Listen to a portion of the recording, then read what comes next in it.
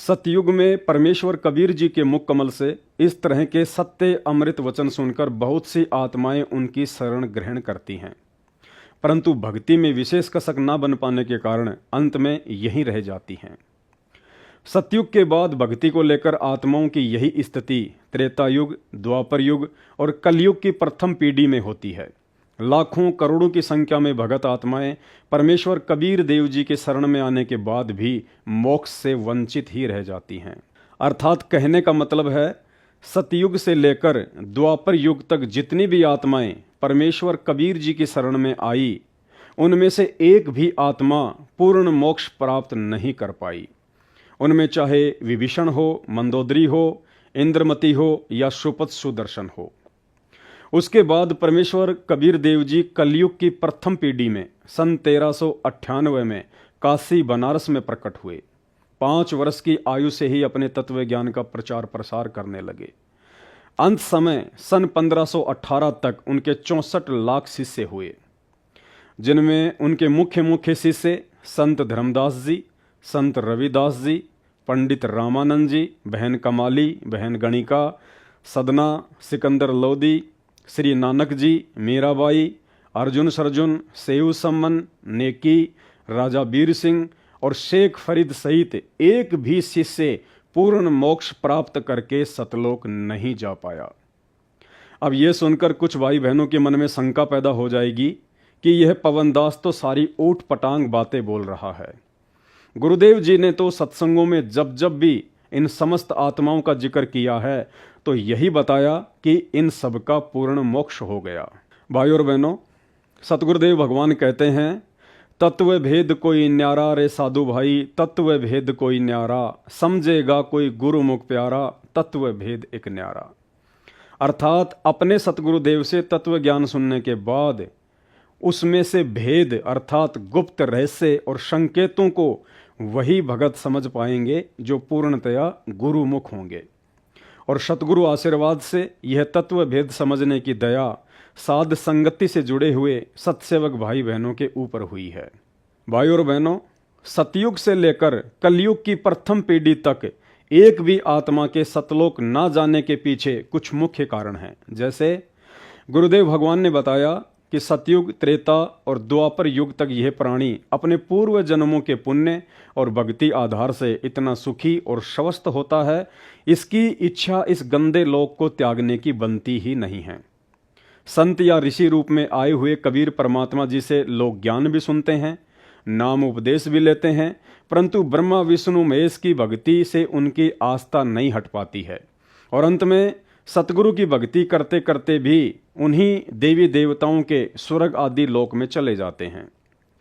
दूसरा कारण, अपनी पूर्व निर्धारित योजना के तहत परमेश्वर कबीर देव जी ने किसी भी आत्मा को 2 अक्षर वाला मंत्र सतनाम नहीं दिया और ना ही किसी को सार शब्द दिया, यहाँ तक कि प्रथम मंत्र का जाप भी पूरा नहीं दिया। अर्थात बीच बीच के 5 मंत्र ही दिया करते थे, ताकि इन आत्माओं को कलयुग की बिचली पीढ़ी तक सन 1947 तक मनुष्य जन्म प्राप्त होते रहें, क्योंकि चारों युगों में पूर्ण मोक्ष प्राप्त करने का एकमात्र अवसर कलयुग की बिचली पीढ़ी का समय ही होता है। तीसरा कारण, आज से पूर्व परमेश्वर कबीर देव जी सतयुग, त्रेता युग, द्वापर युग और कलयुग की प्रथम पीढ़ी में जब भी संत ऋषि या महात्मा के रूप में प्रकट हुए तो उन्होंने एक अनपढ़ व्यक्ति की लीला की, जिस कारण उस समय के पंडितों और ऋषियों ने यह कहकर जनता को भ्रमित रखा कि तुम्हारा गुरु तो अनपढ़ है, ये क्या जाने वेदों और गीता जी में क्या लिखा है, ये झूठ बोलता है कि ब्रह्मा विष्णु महेश नासवान है। और हम मंदबुद्धि लोग इस बात को तुरंत स्वीकार भी कर लेते थे कि वास्तव में हमारे गुरुदेव तो अनपढ़ हैं, इन्हें संस्कृत तो आती ही नहीं, फिर ये संस्कृत भाषा में लिखित वेदों को कैसे समझ सकते हैं। और हम आत्माओं का हर युग में कबीर परमेश्वर जी पर अविश्वास ही बना रहा। इसके अलावा और भी बहुत सारे कारण थे। प्रमाण के लिए परम पूज्य सतगुरु रामपाल जी भगवान ने एक सत्संग में स्पष्ट किया है कि त्रेता युग में विभीषण और मंदोदरी केवल स्वर्ग तक ही जा पाए, क्योंकि मुनिंद्र ऋषि के रूप में कबीर परमेश्वर को गुरु धारण करने के बाद भी उनकी आस्था श्री राम में ही बनी रही और मरने के बाद स्वर्ग तक ही जा पाए। सुनिए वीडियो। कहते हैं विभीषण का भाग बहुत अच्छा था, उसमें दास भाव आया। रावण में वो नहीं था, जिसके कारण ना तो लंका रही, ना राज रहा और नरक मिला। और विभीषण के अंदर आधिन्य थी, भगवान की भक्ति करता था और आधिन्य करता था। उसको वो लंका मिली जिसको रावण चाहता था जीरो जान से, और साथ में परमात्मा प्राप्ति हुई, स्वर्ग प्राप्ति हुई। इसके अलावा रानी इंद्रमती के विषय में गुरुदेव भगवान ने बताया कि रानी इंद्रमती भी शरीर त्यागने के बाद मान सरोवर पर जाकर अपने पति की चिंता में अटक कर रह गई। द्वापर युग में सुपथ सुदर्शन भी शरीर त्यागने के बाद मान सरोवर पर जाकर अपने माता पिता की चिंता में पड़कर पूर्ण मोक्ष से वंचित ही रह गया।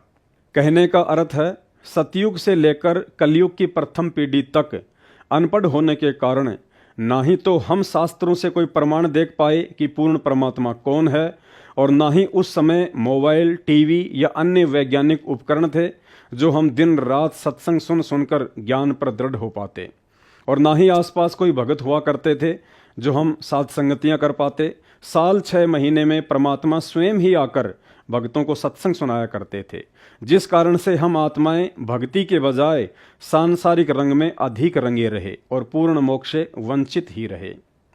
भाइयों और बहनों, अब आगे वीडियो में बात करते हैं उन आत्माओं की जिनका जन्म कलयुग की प्रथम पीढ़ी में सन 1398 के आसपास हुआ और जिन्होंने कबीर परमात्मा की शरण ग्रहण की, जिनकी संख्या 64 लाख बताई जाती है, जिनमें मुख्यतः संत धर्मदास जी, संत रविदास जी, पंडित रामानंद जी, पंडित सर्वानंद, कमाली, गणिका, सदना, सिकंदर लोधी, श्री नानक जी, मीराबाई, अर्जुन सरजुन, सेव सम्मन, नेकी, राजा वीर सिंह, संत नामदेव, रंका बंका, जीवा दत्ता और शेख फरीद आदि शामिल हैं।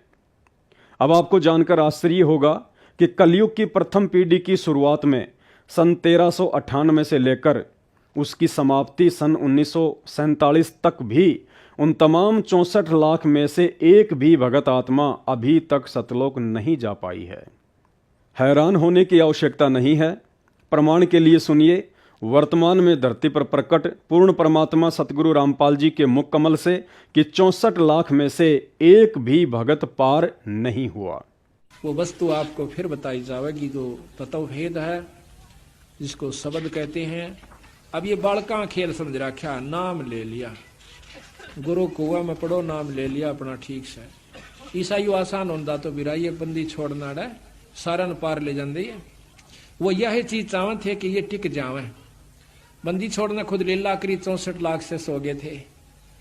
महाराज ने देखा कि इनमें से कितने कापड़े, एक पे छोड़ मारी थी, 1.5 पाया था। 64 लाख में तो एक बार फटकार दी थी नो, 1.5 पाया था अर्जुन सरजुन, और वो 1.5 भी ठीक ना रहे, 2 भी। तो ऐसा है कि उन उदाहरणों को क्यों किया उन्होंने कि हो सकता आने वाले सावधान हो जाए, पर हम फिर उससे लगन में लगे रहेंगे तो फिर देखो वही बात से महाराज के हैं, तापसुआ को फोकट ज्ञाना, गुरु को तज पूजे जो आना, आन कहें दूसरे को, और तापसुआ को फोकट ज्ञाना, और फिर ज्ञान की उन कुछ नहीं हो पाया उसमें भी। अब आगे आपको जो वीडियो सुनाने जा रहे हैं उसमें परमेश्वर रामपाल जी ने प्रमाणित कर दिया है कि संत नामदेव भी पार नहीं हुआ और ना ही वर्तमान बिचली पीढ़ी में पार हो पाएगा। उसे तो फिर किसी कलयुग में दोबारा से जन्म लेना पड़ेगा। धर्मदास मेरी लाख गवाई, सार शब्द की दीवार न जाए, मूल ज्ञान कहीं बाहर न जाए। अभी तक ये सार नाम, सार शब्द परमात्मा ने किसी को बताया नहीं था, अब ये खुला है। मोक्ष तो बच्चों ईब होगा आपका, सहज में होगा। आप नामदेव और ध्रुव प्रहलाद से कम सौभाग्यशाली नहीं हो, उनसे ज्यादा सौभाग्यशाली, क्योंकि आपको सीधा मोक्ष मिलेगा। उनको फिर से जन्म लेना पड़ेगा कभी इसी कल में। ये सत्कर मान लेना, तुम बल्कि बच्चों की बात ना समझना इसको। मैं कोई रूम बात नहीं हूँ, व्यर्थ की थूक मिलोता हूँ, कति काटे की बात कह रहा हूँ, लेकिन इसको हल्के में लोगे तो फिर दुरुक्ति शुरू हो जाएगी, ये चक्कर फिर शुरू हो जाएगा। ये अरट का कुआ लोई या गड़बंदा है सब कोई, कीड़ी कुंदर और अवतारा हर हट डोर बंदे की बात।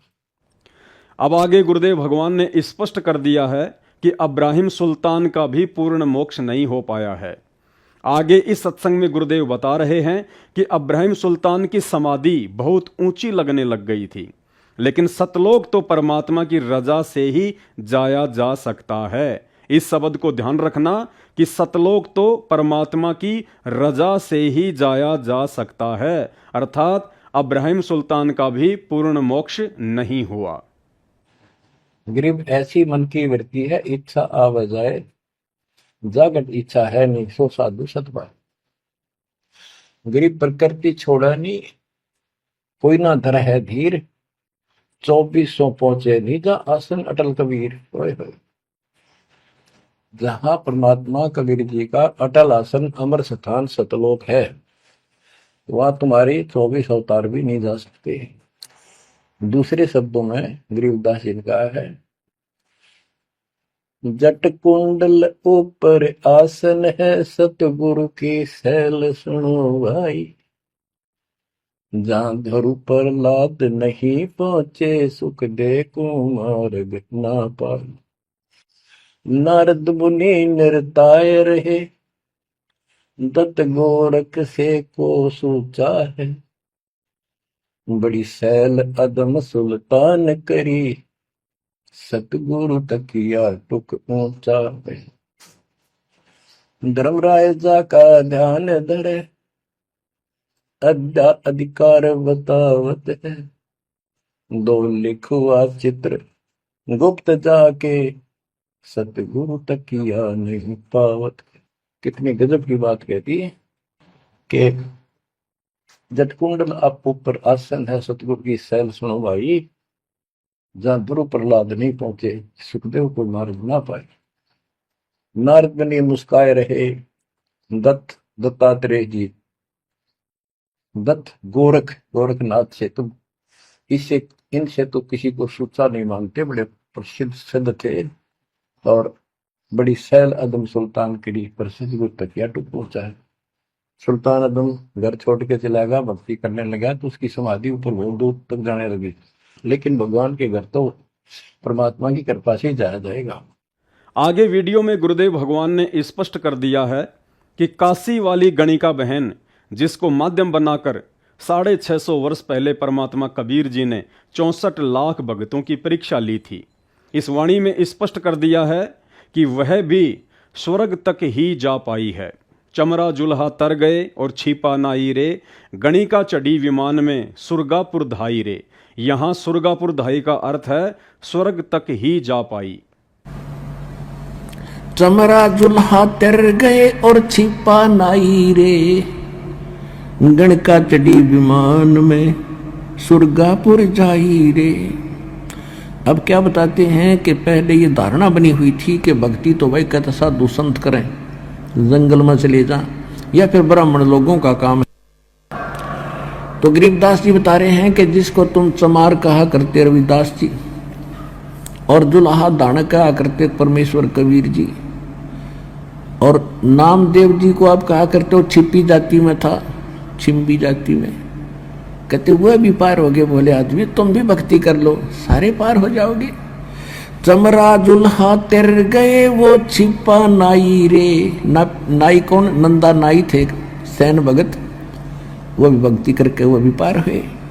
और गणका चढ़ी विमान में सुरगापुर जाई रे। इस अगले वीडियो में गुरुदेव भगवान ने स्पष्ट कर दिया है कि धना भगत, बाजीद, गोपीचंद भरतरी और शेख फरीद सहित अनेकों आत्माएं अभी महास्वर्ग में बैठी हैं। समय आने पर उनको दोबारा से मानव जन्म मिलेगा, अर्थात अभी उनका भी पूर्ण मोक्ष नहीं हो पाया है। माया काली नागनी अपने जाए खात, कुंडली में छोड़े नहीं सौ बाता की बात। कुंडली में से निकले धना भगत बाजीद, गोपी चंद और भरतरी लाई डांक फरीद। नौकेश की कुंडली मत निकल गए रवि धन्ना भगत बाजीद, ये सारे फिर कबीर साहब की शरण में आ गए थे। और उनको बंदी छोड़ने वो सही नाम दे दिया जो कम से कम कुछ ऐसे हंस हैं जो अभी महास्वर्ग में हैं, लेकिन उनको काल छेड़ा कोई ना। वो जब दोबारा स्वर्ग भोग आ जाएंगे उन्हें फिर नाम देगा मालिक। एक बार जो इनकी शरण मांगे उन्हें बेड़ा पार करके छोड़े। अब आगे आपको धर्मदास जी के विषय में प्रमाण मिलेगा, जो कि 650 वर्ष पहले 64 लाख शिष्यों में कबीर परमात्मा के परम भगत थे, जिन्हें कबीर परमात्मा ने आगे उपदेश देने का आदेश भी दिया था। जिस धर्मदास को माध्यम बनाकर कबीर परमात्मा ने कबीर सागर भी लिखवाया था, परंतु धर्मदास भी पूर्ण मोक्ष से वंचित ही रहा। प्रमाण के लिए देखिए सतगुरु रामपाल जी द्वारा लिखित कबीर सागर का सरलार्थ, जिसके पेज नंबर 89 पर लिखा है, बहुत महत्वपूर्ण प्रमाण। धर्मदास ने प्रार्थना की कि हे परमात्मा, मुझे वह वचन सुनाओ जिससे जीव फिर से जन्म मरण के चक्कर में न आए। परमात्मा कबीर जी ने कहा कि 8 बूंद यानी सतलोक में स्त्री पुरुष से उत्पन्न हंसों से जीव मुक्त कराने की योजना बनाई थी। तुम 8वीं बूंद हो, परंतु सबको काल ने भ्रमित कर दिया। अब 9वीं बूंद यानी नौतम सुरति से तुम सहित 8 की मुक्ति कराई जाएगी। अर्थात स्पष्ट प्रमाण है कि उस नौतम सुरति सतगुरु रामपाल जी भगवान द्वारा धर्मदास का मोक्ष वर्तमान की कलयुग की बिचली पीढ़ी में होगा। तो भाइयों और बहनों, आपकी आंखों के सामने ये प्रमाण है। पुस्तक का नाम है कबीर सागर का सरलार्थ, परम पूज्य सतगुरु रामपाल जी परमेश्वर जी के कर कमलों से लिखित है। आप सभी भगत भाई बहनों के घरों पर उपलब्ध होगी। इस कबीर सागर के सरलार्थ में पेज नंबर 79 ये लिखा हुआ है। 79 पेज नंबर पर सतगुरु रामपाल जी परमेश्वर जी ने धर्मदास जी के मोक्ष ना होने के विषय में स्पष्ट प्रमाण दिया हुआ है कि अभी धर्मदास जी का भी मोक्ष नहीं हुआ है। ये देखिएगा, बहुत महत्वपूर्ण प्रमाण। और इसमें क्या लिखा है परमात्मा ने? कबीर सागर के अध्याय कबीर बाणी में पेज नंबर 132 पर स्पष्ट किया है कि कबीर परमेश्वर जी ने कहा कि हे धर्मदास, तू हमारा अंश है। मैं तेरे को एक गुप्त वस्तु का भेद बताता हूं जो मैंने गुप्त रखी है। 7 सुरती तो उत्पत्ति करने वाली है, तुम 8वीं सुरती हो। ये जो धर्मदास जी थे, ये कौन सी सुरती थी? 8वीं सुरती थी धर्मदास जी परमात्मा की, यानी विशेष आत्मा थी। 9वीं सुरती मैंने गुप्त छुपाई है। ये 9वीं सुरती कौन है? ये 9वीं सुरती स्वयं सतगुरु रामपाल जी परमेश्वर है। अपने आप को छुपाते हुए परमात्मा ने यहाँ पे सुरती शब्द यूज किया है। 9वीं सुरती मैंने गुप्त छुपाई है। नौतम सुरती मेरा निज वचन है, यानी उसको पूर्ण मोक्ष मंत्र का अधिकार है, जिससे दीक्षा लेने के पश्चात काल चोर उस जीव को रोक नहीं सकता। यानी जो नौतम सुरती है वो स्वयं परमेश्वर सतगुरु रामपाल जी भगवान हैं, स्वयं ही वो कबीर परमात्मा है। और उनसे जो नाम दीक्षा ले लेगा फिर काल चोर उस आत्मा को रोक नहीं पाएगा, यदि आजीवन मर्यादा में रहकर सत भक्ति करता रहेगा तो। आगे देखिए, धर्मदास जी ने प्रार्थना की कि हे परमात्मा, मुझे वह वचन बताओ जिससे जीव फिर से जन्म मरण के चक्कर में ना आए। परमात्मा कबीर जी ने कहा कि 8 बूंद यानी सतलोक में स्त्री पुरुष से उत्पन्न हंसों से जीव मुक्त कराने की योजना बनाई थी। तुम 8वीं सुरती हो। धर्मदास कौन सी सुरती है? 8वीं सुरती। परंतु सबको काल ने भ्रमित कर दिया।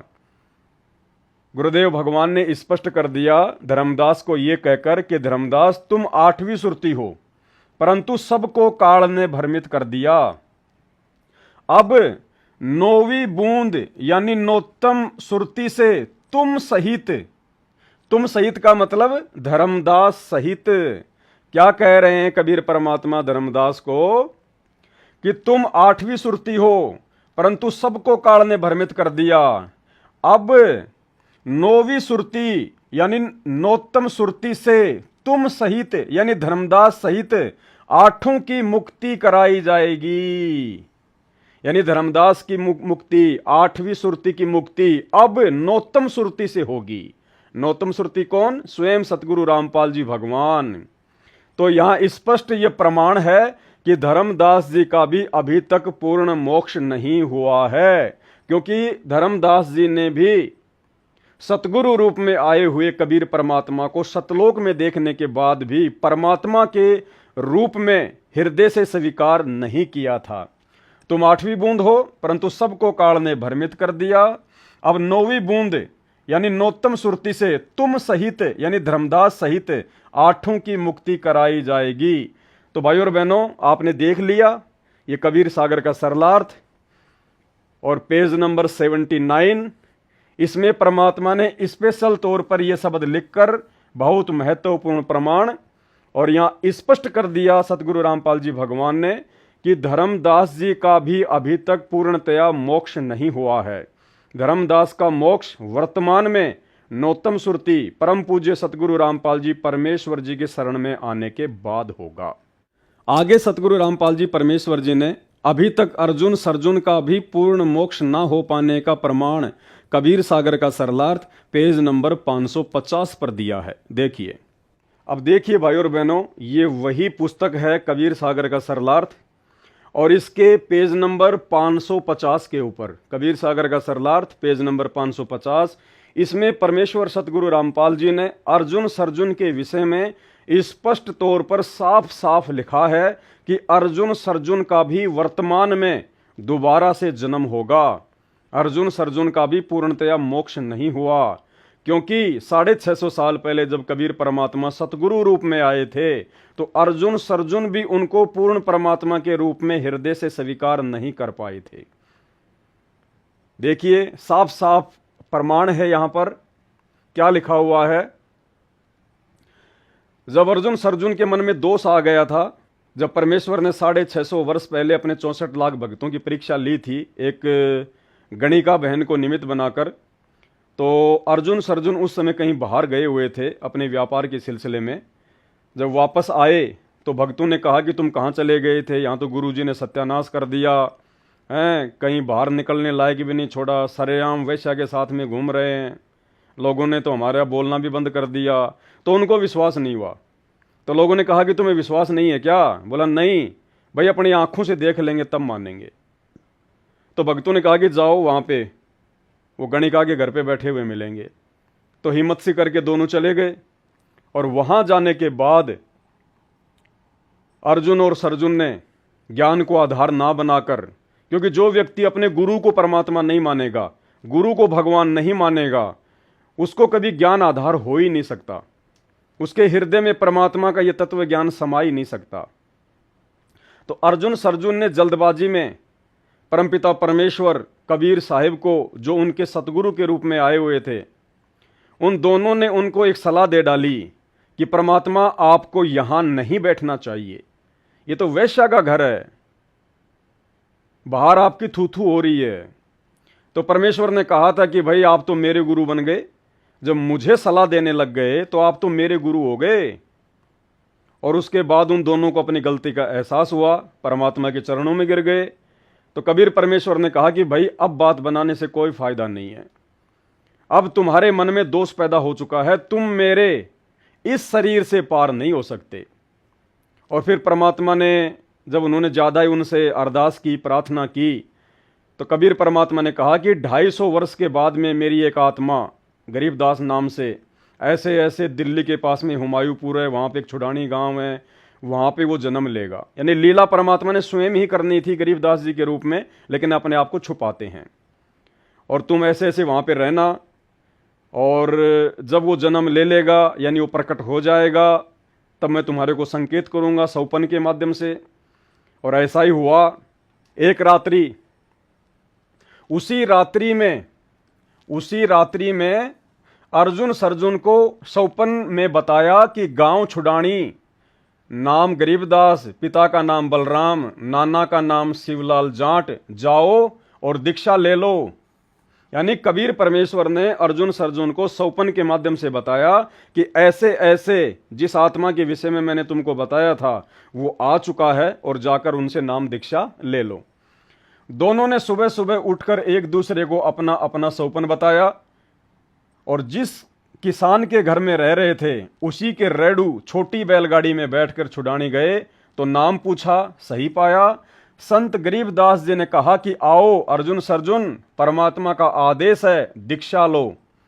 उन्होंने दीक्षा ली, कुछ वर्ष छुडानी गांव में संत गरीबदास जी के पास रहे, फिर शरीर त्याग कर चले गए। अब आगे ध्यान से देखना, परमात्मा ने क्या क्या प्रमाण दिया हुआ है। उनका भी पुनर्जन्म होगा। स्पष्ट तौर पर सतगुरु रामपाल जी भगवान ने कबीर सागर का सरलार्थ पेज नंबर 550 पर साफ साफ लिखा हुआ है कि अर्जुन सर्जुन का भी वर्तमान भक्ति युग में दोबारा से जन्म होगा, पुनर्जन्म होगा। उनका भी पुनर्जन्म होगा जो इस भक्ति समय में होगा, यानी वर्तमान में, इस बिचली पीढ़ी में सतगुरु रामपाल जी भगवान के रहते सहते अर्जुन सर्जुन का भी दोबारा से पुनर्जन्म होगा। अब उनका मोक्ष होगा, अन्यथा गुरुद्रोही भी हो सकते थे, इसलिए उनको शरीर में रखकर उनकी श्रद्धा बनाए रखी। कारण यह था कि वे घर त्याग कर सतगुरु कबीर जी के शिष्य बने थे। वे कबीर जी से विमुख होकर किसी काल के दूत के आश्रम में रहते, उनका रंग चढ़ना ही था, वे भक्तिहीन हो जाते। उनके ऊपर विशेष कृपया परमेश्वर कबीर जी ने की थी। वैसे तो यह गलती समा योग्य नहीं थी। कौन सी गलती? नाम उपदेश लेने के बाद अपने गुरुजी में दोष देखना। कह रहे हैं परमात्मा कि वैसे तो यह गलती उनकी माफी के लायक नहीं थी, लेकिन ये तो दयालु परमात्मा है, फिर भी परमेश्वर ने रजा बख्श दी। यानी हमने केवल इतना देखना है कि इस कबीर सागर के सरलार्थ पेज नंबर 550 पर सतगुरु रामपाल जी भगवान ने अपने कर कमलों से साफ साफ लिखा है कि अर्जुन सर्जुन का भी दोबारा से पुनर्जन्म होगा, अर्थात उनका भी मोक्ष नहीं हुआ। अब आगे परमेश्वर रामपाल जी ने मीराबाई के विषय में भी मुक्ति बोध पुस्तक के पेज नंबर 213 पर साफ साफ लिखा है कि मीराबाई का फिर से मानव जन्म अब वर्तमान के भक्ति युग में होगा। तीनों नाम की दीक्षा मिलेगी, परंतु मोक्ष उसकी मर्यादा पर निर्भर करेगा। तो भाइयों और बहनों, आपके सामने पुस्तक है मुक्ति बोध, जो कि परमपिता परमेश्वर सतगुरु रामपाल जी भगवान ने अपने कर कमलों से लिखी है। और इस मुक्ति बोध पुस्तक के पेज नंबर 213 पर, पेज नंबर 213 मुक्ति बोध, आप सभी भगत भाई बहनों के घरों पर पुस्तक उपलब्ध है। क्या लिखा है परमेश्वर सतगुरु रामपाल जी ने मीराबाई के विषय में कि मीराबाई का भी मोक्ष नहीं हुआ, मीराबाई भी सतलोक नहीं जा पाई, उसका भी वर्तमान में दोबारा से जन्म होगा। क्या लिखा है देखिए, मुक्ति बोध पेज नंबर 213। इसमें हम नीचे चलते हैं। परमात्मा ने मीराबाई की पूरी कहानी लिखी हुई है, लेकिन हम अपने मतलब की बात को पकड़ेंगे। कुछ वर्ष के बाद अपने देवर के अत्याचारों से परेशान होकर घर त्याग कर वृंदावन में चली गई। वहां कबीर परमात्मा जी एक साधु के वेश में गए, ज्ञान चर्चा हुई। तब मीरा को ज्ञान हुआ कि अभी आगे की पढ़ाई शेष है, यानी केवल प्रथम मंत्र का जाप संत रविदास जी ने दे रखा था। परमात्मा कबीर जी ने सतनाम की दीक्षा दी। मीरा जी को वही रूप दिखाया जिस रूप में संत रविदास जी के साथ सत्संग में मिले थे। अब आगे देखिए भाई और बहनों क्या लिखा हुआ है। मीरा जी का फिर मानव जन्म अब वर्तमान के भक्ति युग में होगा। आपने अपनी आंखों से देख लिया, साफ साफ सतगुरु रामपाल जी भगवान ने अपने कर कमलों से लिखा हुआ है कि मीरा जी का फिर मानव जन्म अब वर्तमान के भक्ति युग में होगा। इस समय मीराबाई का फिर से जन्म होगा, हो सकता है हो गया हो। तीनों नाम की दीक्षा मिलेगी, मोक्ष उसकी मर्यादा पर निर्भर करेगा। साफ कह दिया परमात्मा ने कि मीराबाई का वर्तमान भक्ति युग में फिर से जन्म होगा और मोक्ष उसकी मर्यादा पर निर्भर करेगा। ऐसा नहीं है कि वर्तमान में परमात्मा अगर फिर से मौका दे रहा है तो पार कर ही देगा, नहीं। पार होने का तरीका तो मर्यादा है। अगर मर्यादा है, गुरु को भगवान मान लिया, ज्ञान को आधार बना लिया, तो ही मोक्ष प्राप्त कर पाएंगे। लेकिन हमने जो बात यहां देखनी थी वो ये थी कि मीरा का भी मोक्ष हुआ है या नहीं है। तो आपने परम पूज्य सतगुरु रामपाल जी के द्वारा लिखित इस मुक्ति बोध पुस्तक के पेज नंबर 213 पर साफ साफ देख लिया है कि मीरा जी का फिर मानव जन्म अब वर्तमान के भक्ति युग में होगा, यानी मीरा का भी मोक्ष नहीं हुआ है। भाई और बहनों, अब यदि फिर भी आपके मन में कोई शंका रह गई हो कि नानक जी और दादू जी जैसे महापुरुष तो अवश्य ही सतलोक चले गए होंगे, परंतु हकीकत यह है कि सिख धर्म के प्रवर्तक श्री नानक जी और दादू पंथ के प्रवर्तक श्री दादू जी का भी अभी तक पूर्ण मोक्ष नहीं हुआ है। देखिए, प्रमाण के लिए पवित्र पुस्तक भक्ति बोध का सरलार्थ पेज नंबर 150, जहां असुर निकंदन रमेणी के सरलार्थ में वाणी संख्या 99 से लेकर 108 तक स्पष्ट प्रमाण है कि श्री नानक जी और दादू जी का भी पूर्ण मोक्ष नहीं हुआ है। तो भाई और बहनों, ये आपके सामने पुस्तक है असुर निकंदन रमेणी का सरलार्थ, यानी सतगुरु रामपाल जी परमेश्वर जी ने तीनों समय की आरती की जो पुस्तक है भक्ति बोध, तीनों समय की आरतियों का जो सरलार्थ किया हुआ है, उस पुस्तक का नाम है यथार्थ भक्ति बोध। तो उस यथार्थ भक्ति बोध में जब हम असुर निकंदन रमेणी के सरलार्थ पर जाएंगे तो वहां हमारे को वाणी संख्या 99, नारद कुंभ ऋषि कुर्बाना मारकंडे रूमी ऋषियाना, ये वाणी संख्या 99 है और 99 से वाणी संख्या 108 तक हमारे को देखना है। इसमें परमात्मा ने बहुत सारे महापुरुषों के मोक्ष ना होने का प्रमाण दे रखा है। हम इसके सरलार्थ में चलते हैं। ये देखिए, वाणी संख्या है 99 और यहां देखिए इसका जो सरलार्थ किया हुआ है, ये देखिए वाणी नंबर 99 से 108 तक क्या लिखा है परमात्मा ने, वाणी नंबर 99 से 108 तक, यानी ये वाणी नंबर 99 यहां से लेकर यहां तक, 99 से 108 तक, वाणी नंबर 99 से 108 तक काल ब्रह्म की भक्ति करने वाले, काल ब्रह्म की यानी ज्योति निरंजन की भक्ति करने वाले शांत ऋषियों, नाथों और भक्तों की नाम लिखकर महिमा की गई है। ध्यान से पढ़ना, समझ में आ जाएगा आपके। वाणी नंबर 99 से 108 तक काल ब्रह्म की भक्ति करने वाले शांत ऋषियों, नाथों और भक्तों की नाम लिखकर महिमा की गई है। यानी वाणी संख्या 99 से लेकर 108 तक जितने भी नाम आप जी पढ़ने जा रहे हैं, सतगुरु रामपाल जी स्पष्ट कर रहे हैं वो भगत कौन है, काल ब्रह्म की भक्ति करने वाले शांत ऋषियों, नाथों, भक्तों की नाम लिखकर महिमा की गई है। कौन कौन भगत हैं जिन्होंने सतगुरु से उपदेश लेने के बाद भी जन्म और मरण से मुक्ति प्राप्त नहीं की, काल के जाल में ही रहे। नारद कुंभक ऋषि कुर्बाना मारकंडे रूमी ऋषियाना, ये भी पार नहीं हुए। इंद्र ऋषि बकतालब स्वामी और संत साधु घणनामी, नाथ जलंधर और अजपाला, गुरु मछंदर गोरख बाला, यानी गोरखनाथ जैसे भी परमात्मा की शरण में आने के बाद में पार नहीं हुए। भरतरी गोपी चंदा योगी, सुल्तान अदम है सब रस भोगी, यानी गोपी चंद और भरतरी भी पार नहीं हुआ। इसका वीडियो आपने थोड़े समय पहले देखा ही था, जिसमें परमात्मा ने कहा था कि गोपी चंद, भरतरी, बाजिद और शेख फरीद ये महास्वर्ग में बैठे हुए हैं, इनको भी परमात्मा फिर से मानव जन्म देगा। तो यही परमात्मा अपनी उसी बात को जो है प्रमाणित कर रहे हैं। भरतरी गोपी चंद योगी, सुल्तान अधम है सब रस भोगी, सुल्तान अधम का भी मोक्ष नहीं हुआ। नर हरिदास पखे बल भीषम, व्यास बचन परमानी सीखम, नामा और रैदास रसीला, नामा कौन, नामदेव, रैदास यानी रविदास, कोई न जाने अवगत लीला, ये भी उस परमात्मा की लीला को नहीं जान पाए। गुरु रूप में आए हुए उस कबीर परमेश्वर को नहीं पहचान पाए। नामदेव, नामा यानी नामदेव और रैदास यानी रविदास, ये भी पूर्ण मोक्ष प्राप्त नहीं कर पाए। पीपा धन्ना चढ़े बाजीदा, सेऊ सम्मन और फरीदा, पीपा जी, धन्ना जी, बाजिद जी, सेऊ सम्मन और शेख फरीद ये भी पार नहीं हो पाए। आपने थोड़ी देर पहले वीडियो सुना था जिसमें परमात्मा ने इन सब के विषय में कहा कि ये आत्माएं महास्वर्ग में बैठी हुई हैं। दादू नानक नाद बजाए, मलुक दास तुलसी चढ़ाए, दादू जी और नानक जी भी मोक्ष प्राप्त नहीं कर पाए हैं, ये भी काल के जाल में हैं। अर्थात इनको भी परमात्मा वर्तमान में फिर से मानव जन्म देगा।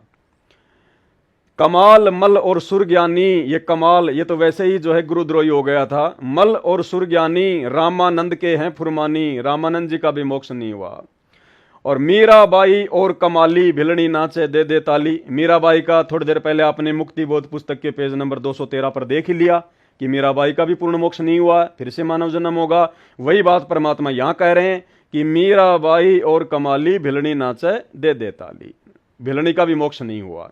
तो वाणी संख्या 99 से 108 के बीच में जितने भी भगत और ऋषियों के महापुरुषों के नाम हैं, इनमें से किसी का भी मोक्ष नहीं हुआ है, क्योंकि यहां परमात्मा ने स्पष्ट लिखा हुआ है कि वाणी नंबर 99 से 108 तक काल ब्रह्म की भक्ति करने वाले शांत ऋषियों, नाथों और भक्तों के नाम लिखकर महिमा की गई है।